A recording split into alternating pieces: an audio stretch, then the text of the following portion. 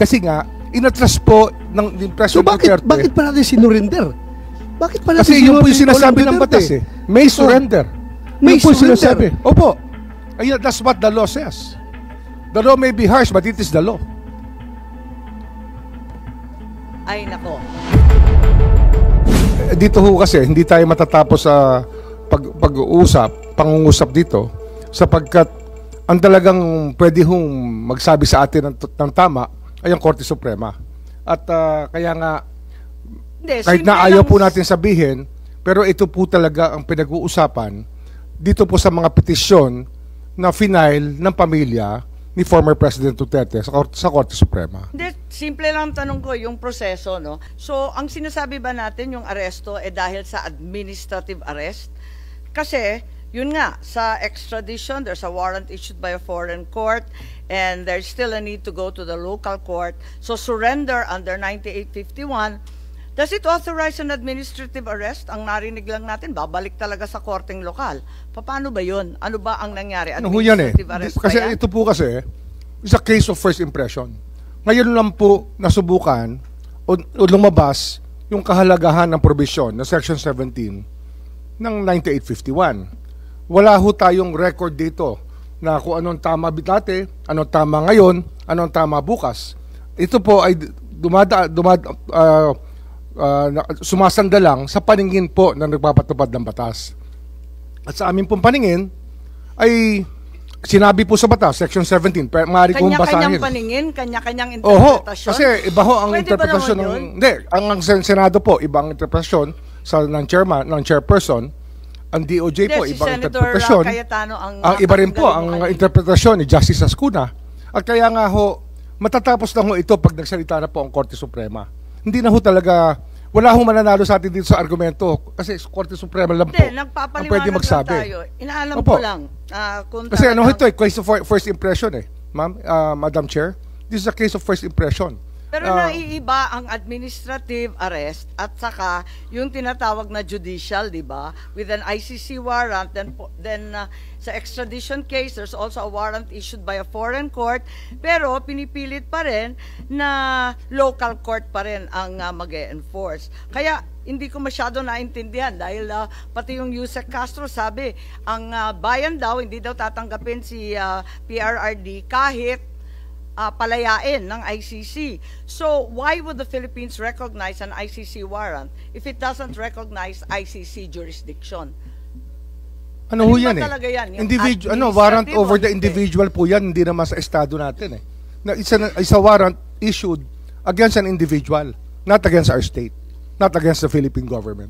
Wala naman nagsasabi na talagang against the state. Ang sinasabi ko lang, ang higpit din. Miski ng administrative arrest, alam natin yan. May bagong kaso, 2023, binanggit na Attorney Medina, Yuyuenle, na kaso sa immigration. Ang liwaliwanag, 8 ang guidelines. So, mabigat-bigat yan. Hindi naman na isatupad kasi babalik nga sa korteng lokal. So, nagtataka ako kung ano nga bang klaseng aresto to?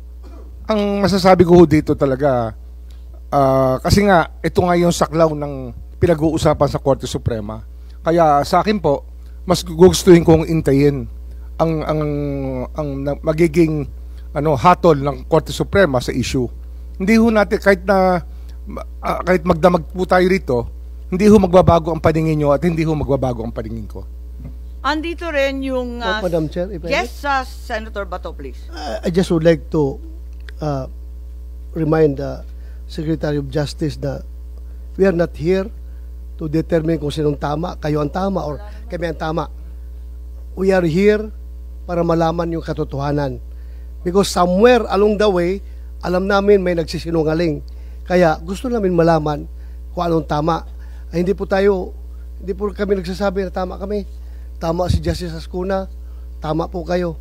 Yung katotohanan lang po ang ating kinukuha dito. So, Madam Chair, if I may, yung very clear man dito sa diffusion coming from ICC, sinabi dito, action to be taken, locate and arrest with a view to extradition.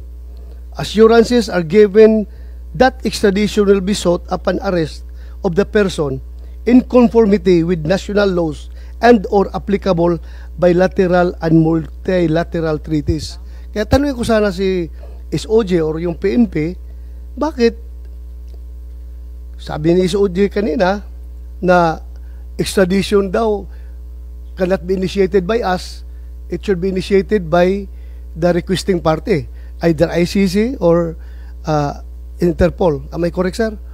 Sila tama dapat. po. Dapat ho, ICC. ICC. ICC po dapat. Okay. So bakit Yun po yung sa extradition. Pero Yeah. surrender po, sa atin po yun. Kaya nga, bakit wala mo sinabi dito surrender? Extradition lang. Kaya nga, bakit hindi natin hinintay? Yeah, with a view to extradition, bakit hindi natin hinintay yung ICC na mag-initiate ng extradition laban kay Pangulong Duterte? Bakit binyahin na kagad natin doon sa Interpol? Wala mo sinabi dito na kailangan natin i-surrender. Ang extradition po na nasasabi po sa Section 17 ay merong pong treaty sa extradition, sa extraditing state. Kung ano ho, bawa, ang ICC tsaka ang Pilipinas, kung tayo po member ng ICC, kailangan po ng judicial proceedings. Hindi na po tayo member ng ICC eh. Kasi kung member po tayo ng ICC, nakakatulong sana kay President Duterte na hindi po siya ililipad. Siya po yung mismo nag-atras ng ating membership eh. Kaya nga Kasi yung po yung malinaw po ako, na may treaty po na kinakailangan para ho magkaroon ng extradition. Wala pong treaty eh. Kasi nga nag-withdraw na tayo sa ICC. Kasi di ba treaty yung dati, sapagkat ang Senado po nag-concur. Nag-concur po sila sa treaty.